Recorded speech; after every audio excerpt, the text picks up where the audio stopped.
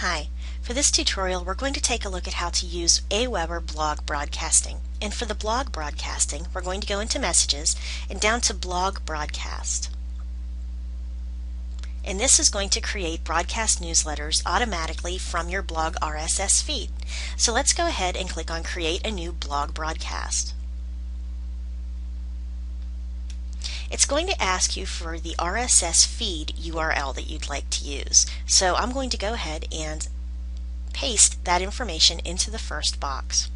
So once I have my RSS feed in here, and I'm just going to use one from CNN for the moment, just as an example, I'm also going to allow it to put in my subject. So this has my item block, item title, etc.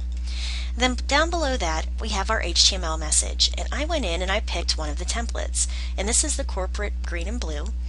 And I'm going to go down and click on Load Template. It's going to ask if I want to go ahead and load it even though any unsaved changes are going to be lost, and do you wish to proceed? And I'm going to click on Yes for it to load the template. Now up here you can see that we've got link 5, link 6, link 7, and link 8. So if this is for your company and you want to have links to different pages on your website in here, you would just go ahead and put that information right here. You also can change header 1 so it says whatever you need it to, and you can put something like information about your company here on the side. And you just go ahead in, change that text to what you want it to be, have your header 2 down here, your contact information, and then you can also put other links here in this template. And here's your unsubscribe button, that if they don't want to get this newsletter anymore, they can click on unsubscribe.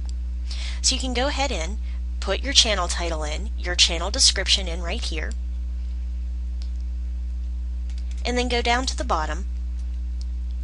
And if you look, you can go to Design, the source code if you're comfortable writing HTML, and you can do a preview.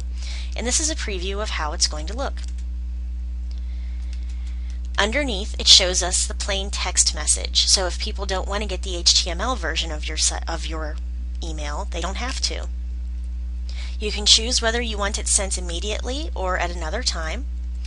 And it's going to ask how often you want your blog broadcast to be sent. So you can do it when there's at least one item or at least 5 items or however many you want, or you can do it on a specific day or days of the month and choose whether you want it to send automatically. Underneath that we have our track clicks, and this allows you to track clicks on the website links that you've put in your message. And this is great because you can tell where people are going from the information in your email. Underneath that is social media and sharing, and you can enable this if you'd like. And then underneath that, if you enter a notification address in your list settings, this will allow it to send you email notifications a few days after your broadcast is sent, so you can see how many people are opening it, how many are bouncing, how many are clicking on your message, etc. Click on Preview, and when you're happy with it, click on Save Blog Broadcast. And right now it's retrieving the broadcast, and you see we have one of 71 messages, so this might take us a few minutes. Then at the top of my screen you can see that it's saved. The blog broadcast has been created, and we're going to go ahead and click here to review or send out the broadcasts. And here are all of the broadcasts that were made from that RSS feed. Now you can see it did each one separately because that's what I had set my settings to. When there was one broadcast, it would go ahead and send one email out. Now obviously, as I said, I did this with CNN, so you're not going to want to send out 71 broadcasts at a time. But that's a good way to show you how that works. So that's how you do it. If you decide you want to go in and change any of these broadcasts, you can go ahead and do that. You can copy them, test them, put them in a queue, or delete them. So I hope that this helped you out. I will see you at the next Aweber tutorial. Thanks for listening.